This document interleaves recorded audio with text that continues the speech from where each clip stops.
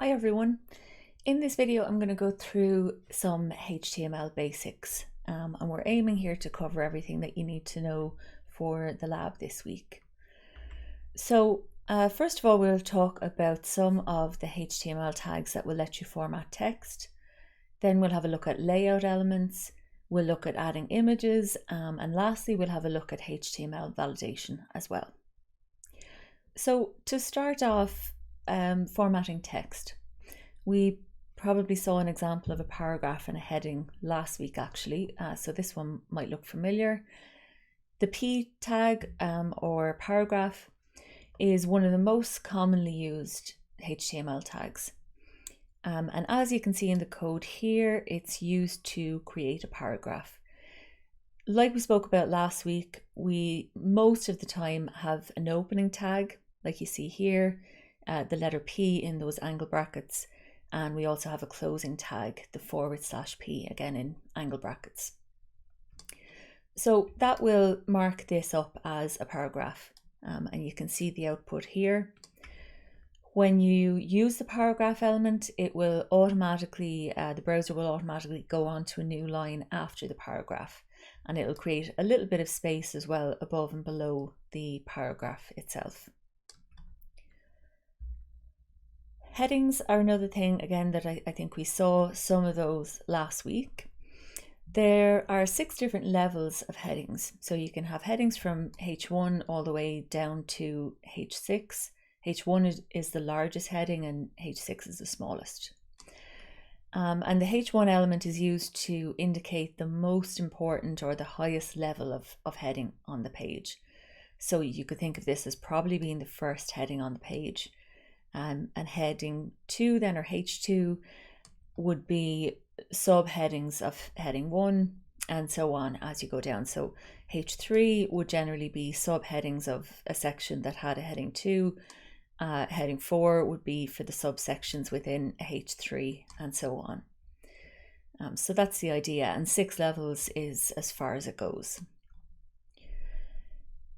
You saw how a H1 tag looked last week. So again, it's a tag that has an open and a closed part. Here we're marking up this text bubbleundr.com as a H1 or a heading 1. And you can see also here a H2. So H2 for heading 2. And as you see there, it formats it automatically as being a little bit smaller. And it will do that for the rest of the headings as well. Each one gets progressively smaller. Again, as you go down through the levels, they're supposed to represent subheadings of the previous heading. So it makes sense that they'd get smaller. You'll also see by default they're usually bold as well. Block quotes then, possibly less commonly used, but again, another way that you can mark up text using HTML is using the block quote tag. Block quote again has an open and a closed part, as you see there. And in this case, the browser will format it as almost like a paragraph of text, except it's indented as well. So as you see here, the paragraphs are kind of all the way out to the left-hand margin, and the block quote is indented a little bit, and there's a little bit more space before and after it as well. One thing to keep in mind with HTML is that you're always aiming to use the element or the tag that's for whatever you're doing. So you wouldn't use a block quote just because you wanted to indent the text. The idea is to use a block quote when it actually is a quote. So in this case, we're saying that this piece of text here is actually a quote, and it's a longer quote, so it makes sense to use a block quote. Same with the headings as well, by the way. You wouldn't necessarily use a H1 just because you want bigger text and you want it to be bold. You really should only use it when it's actually a heading. In terms of formatting, we'll get into looking at CSS in a couple of weeks. So you can make, at that stage, you can make anything look any way you want. So you're more so, I suppose, using the elements for their meanings as opposed to for how they look. Hopefully that makes sense. Another one we'll come across then in the labs this week is the BR element. And the BR element is one of those exceptions where there's no opening and closing tag. It's just a standalone element, as you see here. And the idea with a BR or line break is that it will create a line break but not necessarily move on to a new paragraph. Like we saw here with a paragraph or a block quote, you get not only a new line but a little bit more space above and below as well. So for something where you wanted to go on to new lines, like this limerick or poem here, you want each line to go onto a new line, but you don't necessarily want that extra bit of space there. So a line break is a good option for that. And you can see here the result. We place a line break at the end of each line, and this is what the output will be. There's other ways then that we can format the appearance of text, italic and bold, and these ones actually are to do with how the text looks. Italic, as you may guess, will make it italicized like you see there, and the B element does the same kind of thing, but it will display bold text. So if we were to use I there, then that text would be italicized, or B would make it bold. There's also, just to say here, I just realized that the example we have here doesn't exactly match the text on the side. So with the italic element, there's another alternative, which is the EM tag. And EM is short for emphasis.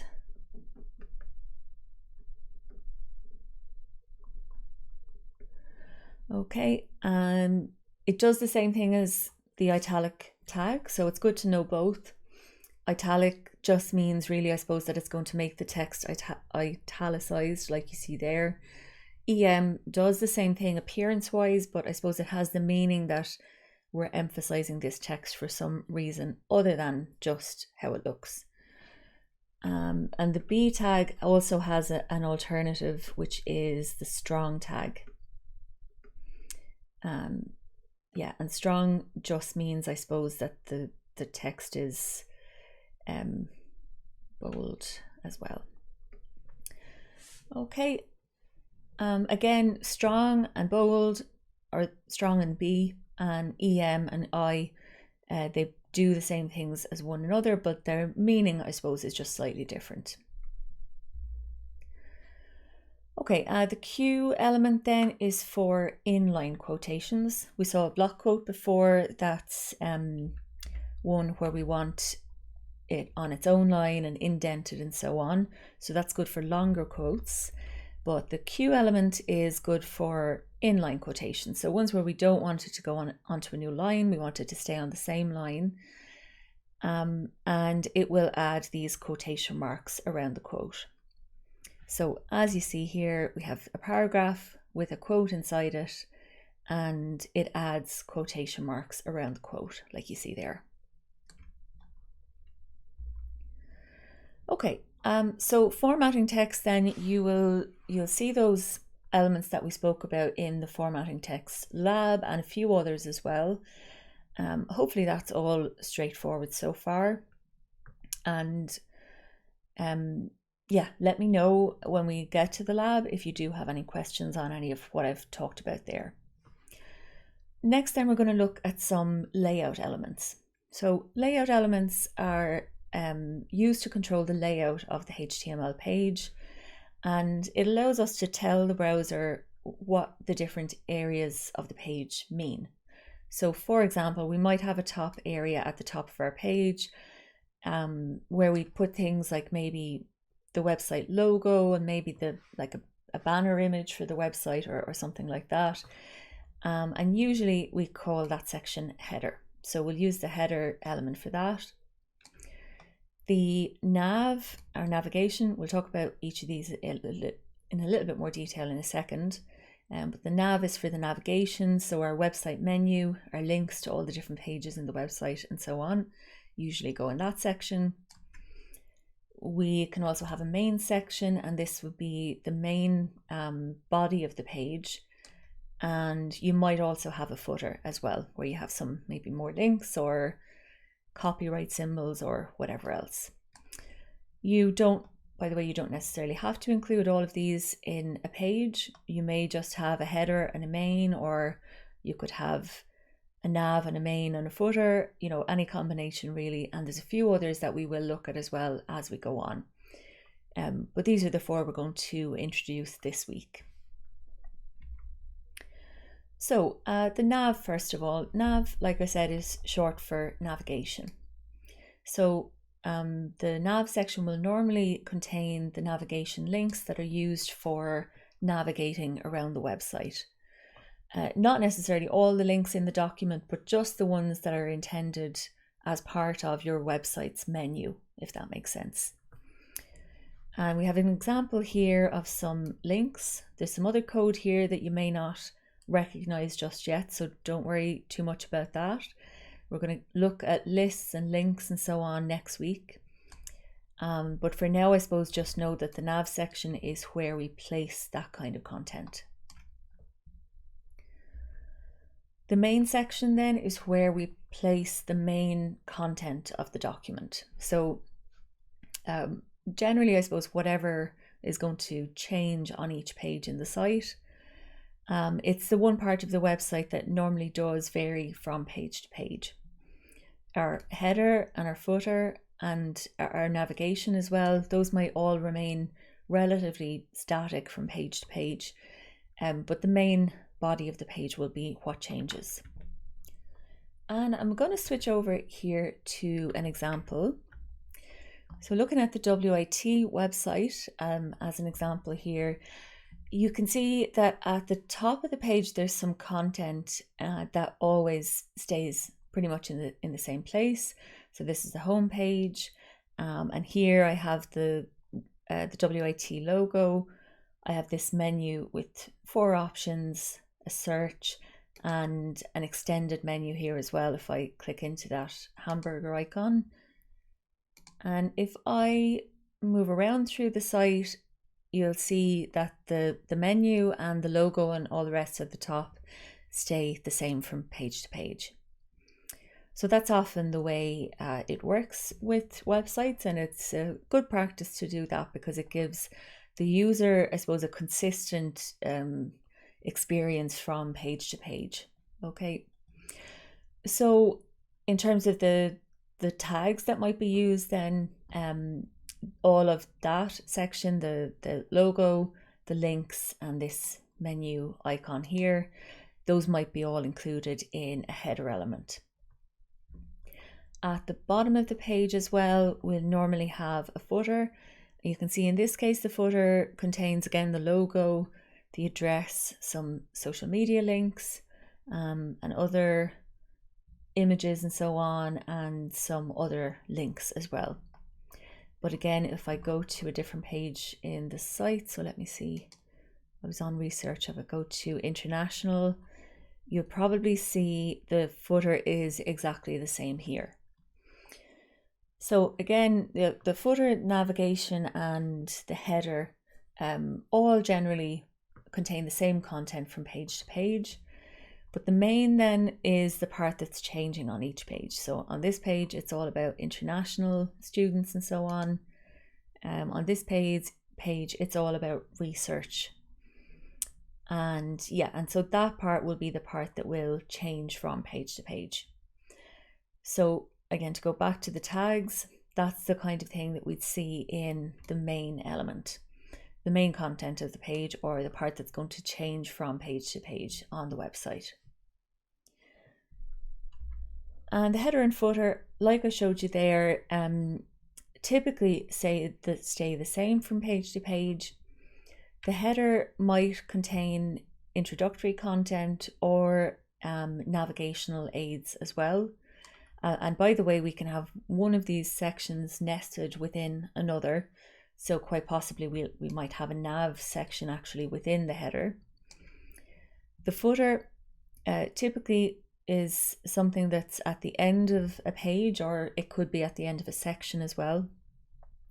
It typically contains information about its section or page, maybe links to related documents, copyright information, and so on. You saw on the WIT page there, we had links to social media and that kind of thing as well. And the footer again could contain another nav section. In fact, it probably does on the WIT page, because you see there are navigation links down here as well. So to sum up, those are the layout elements that we've looked at so far. The header, the navigation or nav, the main and footer. And you'll see an example in Lab 2 this week of a header, a main and a footer, and you can try those out. Like I said, there are some other layout elements as well. There's a bunch of other layout elements actually, and we'll be introducing those as we go. Okay, next then on to adding an image. So Lab 3 this week will get you to add an image to a web page. Adding images is done with the IMG tag. The IMG tag is another one like the line break, where it doesn't have an opening tag and a closing tag. It's just a standalone element by itself. However, I suppose one difference here then versus all the other elements we've seen so far is that the element name itself isn't going to be enough to display an image. So if I was to just put in IMG like this, it won't actually display anything. So I need to specify some attributes, and attributes are, like you see here, I suppose they're kind of, you could think of them as maybe additional information about that specific element. So in the case of an image, for example, we need to give some additional information, and the first part of that is this SRC attribute. SRC, by the way, is short for source. So we're telling it where the source of the image is, or where the image file is stored essentially. You can see here with attributes, you have the attribute name, then an equals, and then the value in quotation marks. And in this case, we're telling it to go into a folder called images. We spoke a little bit last week about how we'll set up our folder structure, and that we'll have within our website folder, we'll have an images folder, and we'll store all our image files in there. So the first part of this path that we have to specify as the source is the folder name. So if you've stuck with what we suggested, then it's images. If you've called yours image, then it would be image instead, and so on. So just make sure it matches the folder name. So folder name, and then / and then the file name. And the file name in this case is robinhood.jpg. And obviously if you want to include a different image, then just specify the file name of that image. So that one is mandatory. It won't work or won't display an image unless you put in this attribute here. The alt text is it's mandatory in terms of the standard, so you should do it. And the validator, which we'll talk about in a few minutes, will throw up an error if you haven't done it. But it will go ahead and display the image even if you don't have this here. What the alt text does, alt is short for alternative, by the way. So the alt text is an alternative for if this image doesn't display for some reason. And sometimes that might happen if you have gotten something wrong here, like if you have the wrong file name or the folder name is wrong, then the image might not display. And in that case, it will display a little square with the text Robinhood instead. So it's an alternative in that way, but it's also used by screen readers.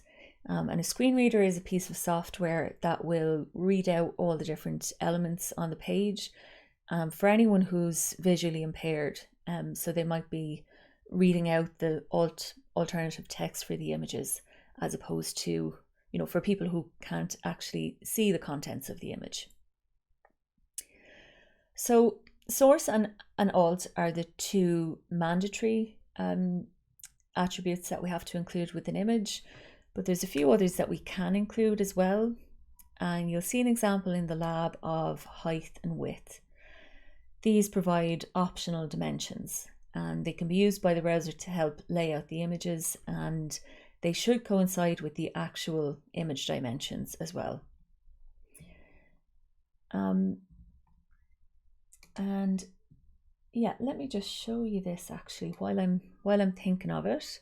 If you're wondering, well, okay, how would I find out what are my image dimensions, and also maybe what are the file names and so on? You can probably see, if you go and have a look at a folder with some images in it, that you might see common file names like .jpg. This one here, short for JPEG. PNG is another common one. I think those are the only two I have in this folder. But there's a few others that you might see as well, like .gif or GIF, depending on how you say that. And there's a few others as well. So you'll need the image name, the file name, and the extension as well. And the other thing then is the image dimensions. Let me just right click on this. So if you right click on an image and go to properties, in there under let me see, under details, you can probably find out there the width and the height of the image. So if I was to set a width and a height for this one, again, let me just zoom in on this. The width is 720 pixels and the height is 960. Okay, so like I said, you can normally find that out in the folder by going into the properties of the image. And if I wanted to add those in there, then I'd put in width equals, I've forgotten already. I think it was width, height was 960 maybe. Anyway, and that would go at the end of both of those then. Okay, like I said though, you'll see an example of that in the lab as well, if that's all a bit too messy to read on that slide there now. Okay, and lastly then, this week we are going to look at HTML validation. I mentioned there that validation is a way to check your code and see whether it conforms with the HTML standard. The standard is set by this W3C consortium. W3C stands for World Wide Web Consortium, and it's an international community that develops the standards, the HTML standard and the CSS standard, for example. And they're also the consortium behind W3 Schools, so the W3 part might be familiar from that. As well as W3 Schools, they provide online validation tools that will let you check whether your HTML code complies with the standard they have set. So to finish up, I'll have a look at this online validator here.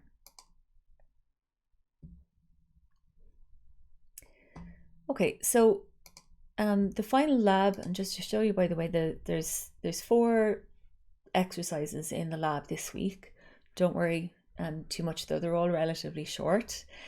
The first one is on formatting text, the second is on layout elements, then we have one on adding an image, and the final one is on using this online validation tool. So it talks here a little bit about what the tool is, and also here is a couple of exercises for you to do. One is to put this code into the validator. And there's a number of errors in the code, so the validator should hopefully help you spot what those errors are and fix them. And then exercise 2, you can validate some of the HTML pages you've created so far. So either the ones from, or the one I should say from last week, or the other 3 labs from this week. And if you do have any errors in those, then obviously you can fix those as well. So I've just copied this text here, and we'll use this file as an example and maybe talk you through 1 or 2 of the errors, and you can figure out the rest then yourselves, hopefully. So with this validator, there's the 3 different ways to validate some code. If your website is already hosted online, you can put in the URL. Okay, something like that. If you want to upload your labs so far, you can go into this section and upload them 1 file at a time. And this one then will let you paste in HTML code directly. Oops, I forgot that I wanted to have that copied. Okay, so that's the code from exercise 1. And like I said, you'll see here then there's a number of different errors. The errors that you get sometimes are a little bit hard to interpret, especially, when you're at the start of learning HTML for the first time. So when you try this out in the lab this week, make sure you ask me if there's anything that doesn't make sense and I can explain it. What it does do, which is helpful, is point to the line number where the error is. So in this case, the error is that there's an end H2 tag seen, but there were open elements, and it's telling me that the problem is on line 9. So there's no line number shown here, unfortunately, but I can count to line 9, which is this one. And you can probably see then the problem here is that there was a closing H2, like it says, there's an end H2 tag, but there's no end H1 tag. So it was expecting a H1 closing tag, and it got a H2 closing tag instead. So that's what's causing the error in that case. So you can obviously fix that by changing that from H2 to H1.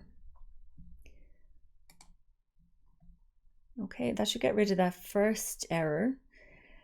And now I have a different one. Again, the heading, or the error itself, the heading cannot be a child of another heading. And it's telling me that's on line 10, which is the next line. The error text doesn't always make the most sense. It's saying that you can't have a heading 2 inside a heading 2, which sort of makes sense, I suppose. But really the problem here is that I've got 2 opening H2 tags. So this one should be a closing H2 tag instead. Okay, and like I said, maybe in a lot of cases, maybe the line number is the most helpful thing about the error message. It'll point you to the line that's the problem, and you can hopefully then figure out yourself what the issue is and correct it. Okay, so I will leave the rest for you guys to do in the lab. Like I said, there's 4 labs for you to do this week. So that's it. If there are any questions on this lecture that you want to ask straight away, do feel free to send me an email. But otherwise, you can let me know in the lab this week when I see you. So I'll see you all on Thursday, and we'll work on the labs then.